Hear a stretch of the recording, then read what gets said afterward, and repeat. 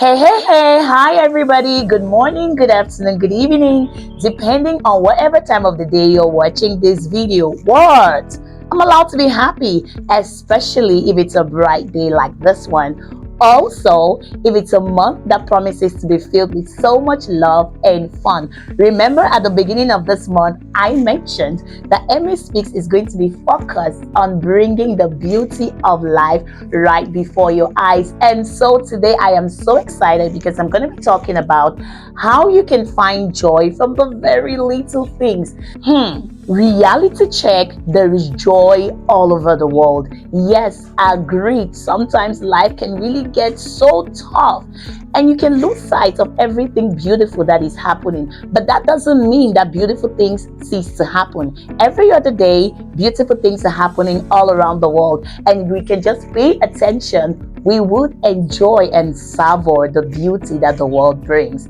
I also got to realize that sometimes when we talk about joy, happiness, and gladness, we are always focusing on those very huge things and big things. I build a house, I have a car, I accomplish this thing, I accomplish my goals, I am happy.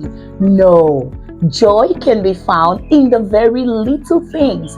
And today I'm here to give us tips on how we can actually draw joy and happiness from the very little things that are happening around us every other day. So let me share with you all a very funny thing that happened to me in this week.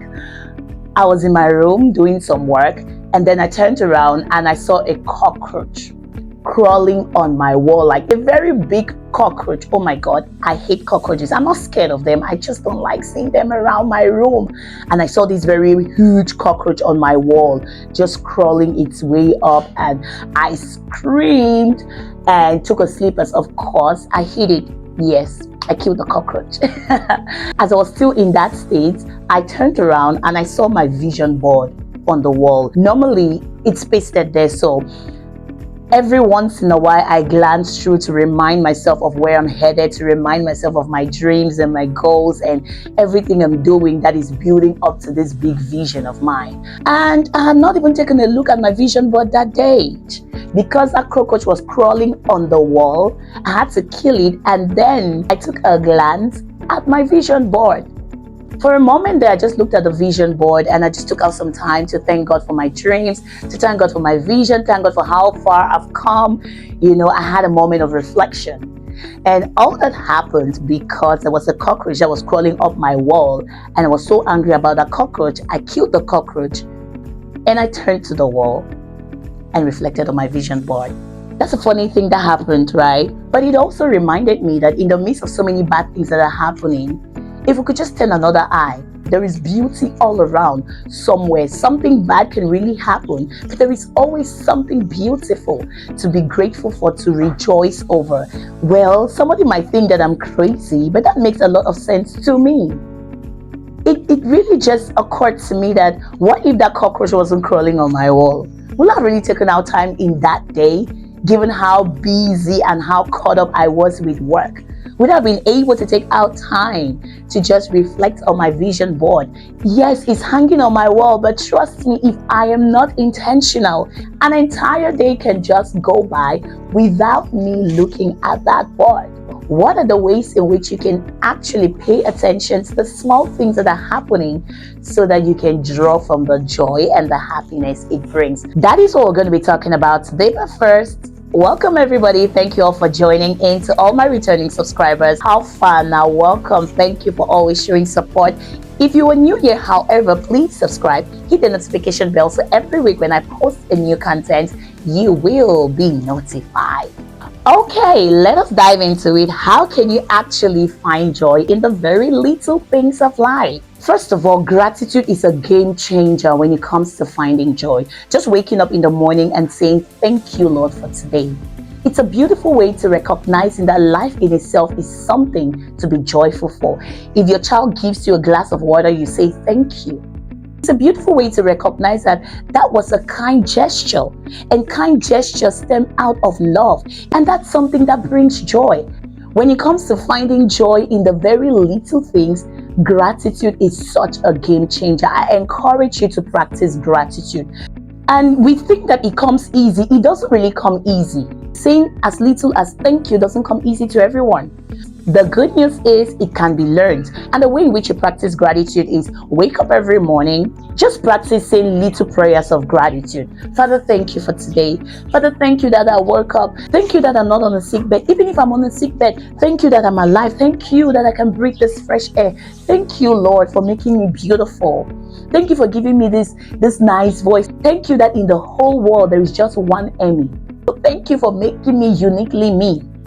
So many things to be grateful for. Make it a habit to say gratitude prayers every now and then. Also practice journaling. Write down 3 things you're grateful for, either at the start of the day or at the end of the day, and it will help you to just develop a habit of showing gratitude. And from that place of showing gratitude, it would be easy to find joy in very little things. Saying thank you will come easy to you. The minute you're able to just say thank you to somebody, it stirs up joy from the inside of you. Try it and come back to say thank you. The next thing is mindfulness and presence. In order to notice the joyful things that are happening around you, you need to be mindful and present. I talked about the experience I had with the cockroach and my dream board. Oh wait, the cockroach and my dream board. That could be a really good title for a movie. All right, we're not talking about that. But now I'm saying, if I wasn't mindful and if I wasn't paying attention, it could have gone unnoticed. The fact that the incident of the cockroach led me to a beautiful moment of reflecting on my dream board could have easily passed me by if I wasn't mindful and if I wasn't present. In order for you to actually notice the beautiful things that are happening around you, you need to practice being present in a room. Practice being present when you're taking a walk. It is proven that taking a walk on a very cool day can be very relaxing. It could also be a way for you to pay attention to the joyful things that are happening around you. But if you are not present, if you are not mindful, you can totally miss out on it. I want to share with you all something that happened to me. So we've been through a week of lockdown, not because it's a pandemic or anything, but because, well, the Anglophone crisis currently going on in Cameroon right now. So I'm in the English-speaking part of Cameroon, and so we are facing the crisis. This week, we have been on lockdown. Minimum activities, nothing happening, just at home. Bonding with family could be good, but then it could also get depressing. And so after 4 days of just being locked down in the house, I took my kids for a stroll. I'm like, let's stroll around and just breathe fresh air, away from the house. Let's take a walk around the quarter. So we got to the road. All of a sudden, I saw a child riding a bicycle on a free road. And as expected, I got all mommy on him. Well, I didn't know the child, but my mommy instincts just stirred up, and I'm like, oh my God, you're riding that bicycle on a road. This road is so free and cars could pop up from any direction. What if you're knocked down by a car? Could you just leave the road? Guess what that child did? He smiled at me.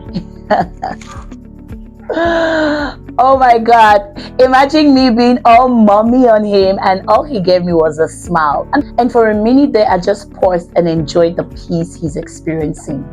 I'm like, look at me being all worried that a car could knock him down, but he's so peaceful, he's so joyful, he's so happy. And I just said a prayer in my heart, Lord, please protect this child, whoever he is, just protect him.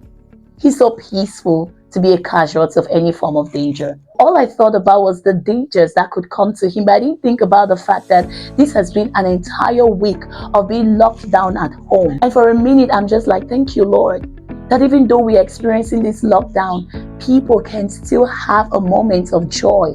People can still do the things that make them happy.